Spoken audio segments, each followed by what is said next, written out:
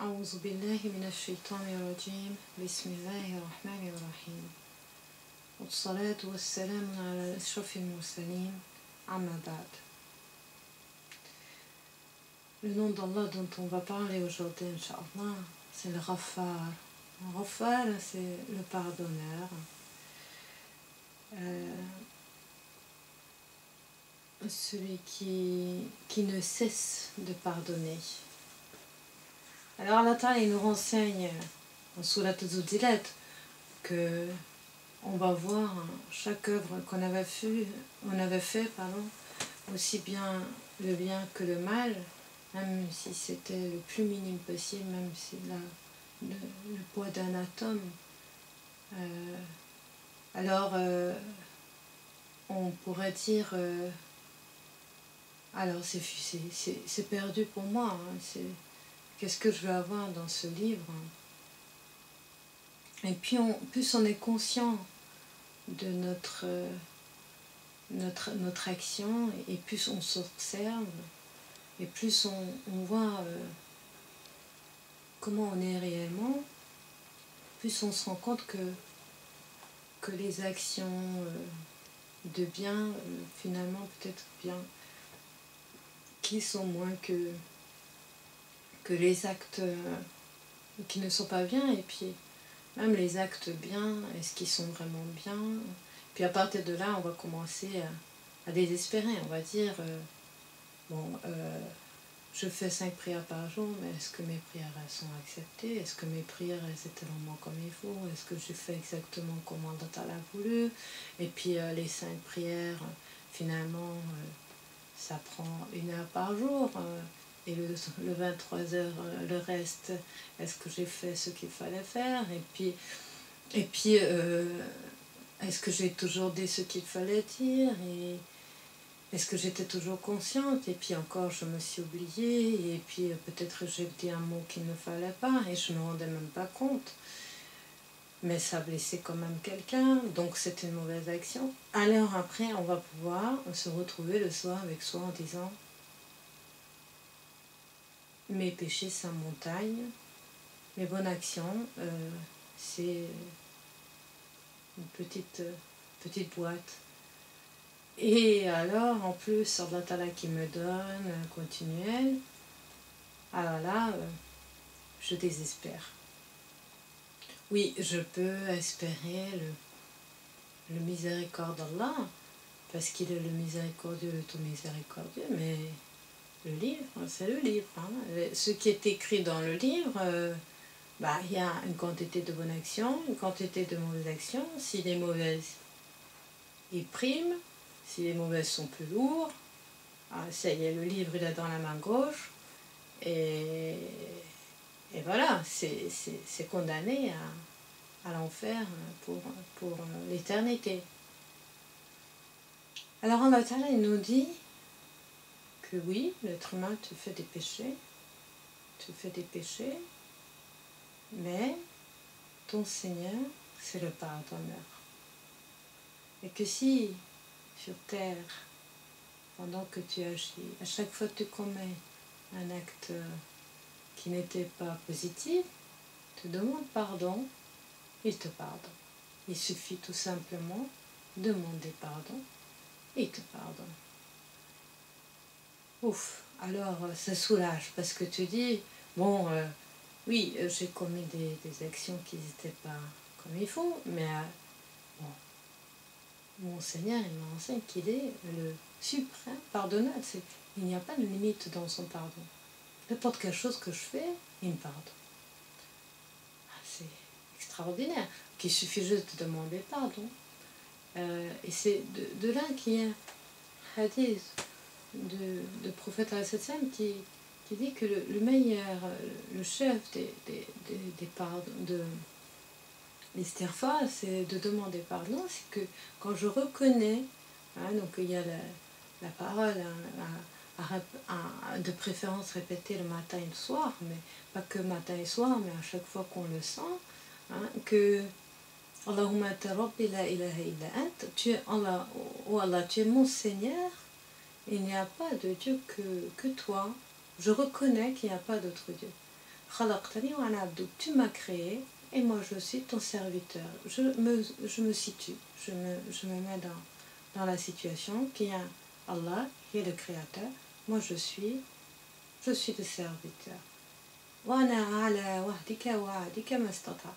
Et j'essaie de faire mon maximum, mon mieux que c'est possible. أعوذ بك من شر ما صنعت. Je demande ta protection contre le mal que j'ai fait moi-même. C'est-à-dire, je demande le mal que je fais, même de mon propre mal, il n'y a finalement personne qui peut me protéger que toi. Tout revient à toi, Allah, protège-moi de mon mal. أبوء لك بنعمتك علي وأبوء بذنبي. Je vais vers toi avec tout le bien que tu m'as apporté, avec tout ce qui m'arrive que bien. Toutes mes bonnes actions viennent par ta grâce, tout ce que tu me donnes. Si je peux prier, c'est grâce à toi. Si je suis dans la religion et j'ai la foi dans mon cœur, ça vient de toi. Si tout ce que je fais du bien, ça vient en fait de toi. Et je viens vers toi avec mes péchés. Alors, ce qui vient de toi et que je fais comme bonne action, ça vient de toi parce que le bien vient de toi.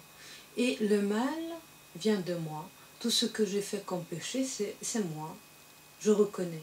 Je reconnais, en fait, je me reconnais en tant qu'être qu'il n'a rien que de péché. Hein? Je suis un être qui n'a que des péchés. Farfirli. Et pardonne-moi. Pardonne-moi. Pourquoi je peux oser te demander pardon avec tout ça? Parce que personne ne pardonne les péchés sauf toi. Et donc, le moment que l'être humain arrive à ce degré de dire que finalement, dans mon livre, il n'y a pas la possibilité de bonne action, parce que tout ce que j'ai fait de bien, c'est Allah Ta'ala qui m'a permis. C'est tout ce que j'ai fait comme bonne action, c'est lui qui m'a guidé vers cette bonne action-là. Par contre, tout ce que je fais du mal, ça vient de moi.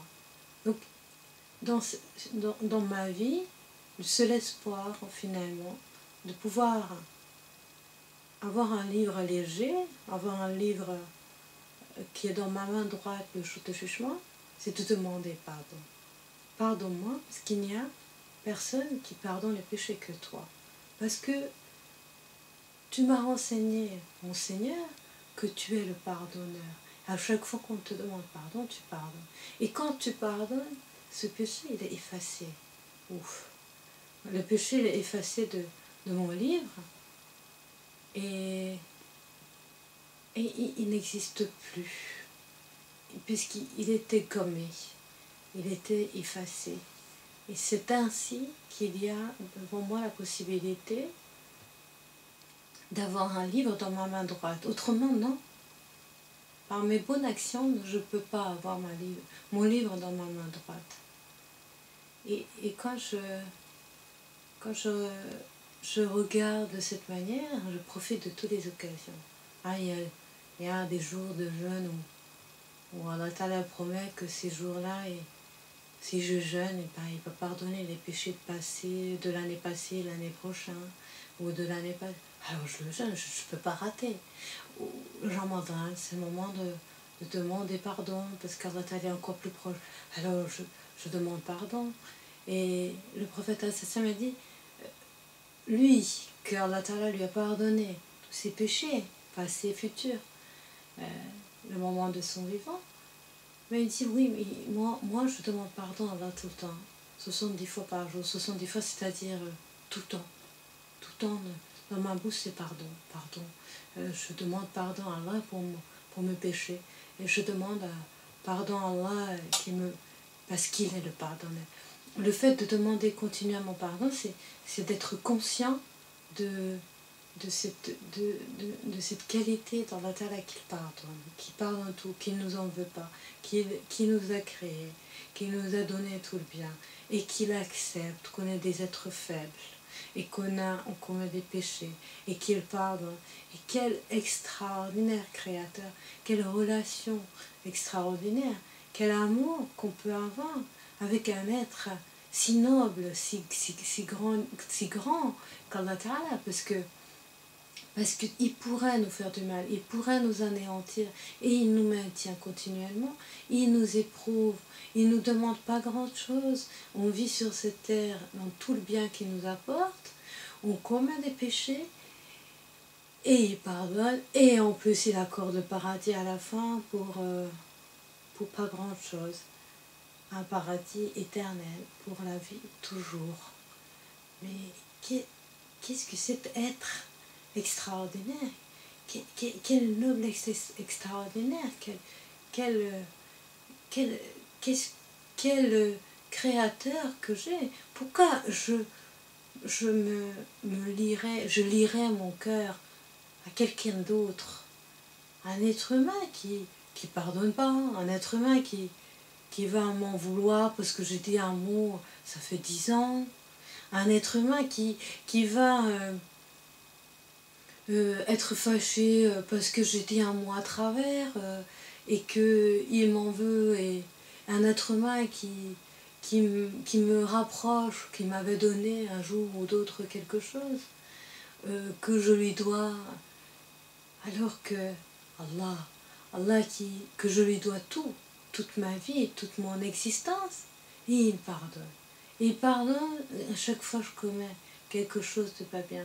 Et c'est pour ça que finalement, on va dire, en fait, la chose la plus difficile de se faire pardonner, c'est quand on fait quelque chose de mal à un être humain. Parce que si on a manqué un devoir envers Allah, si on avait un moment de faiblesse, on tourne vers Allah, et Allah il est le pardonneur, il pardonne tout le temps, toujours.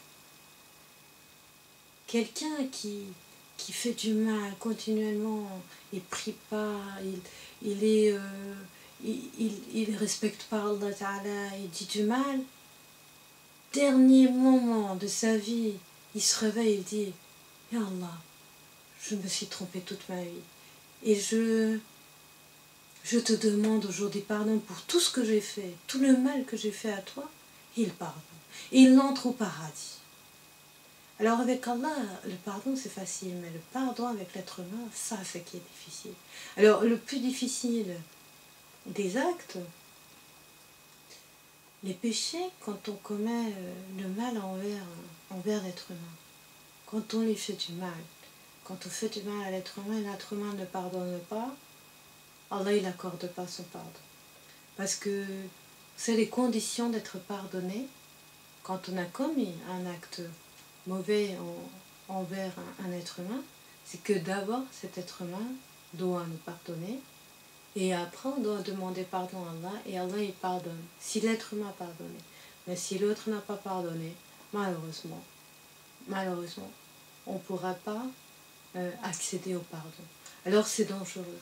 Alors je me dis, parfois quand on regarde les informations des gens qui torturent des autres, les gens qui font mal aux autres, qui les tapent, qui les humilient, comment ils n'ont pas peur? Comment ils n'ont pas peur de ce jour? Comment ils n'ont pas peur?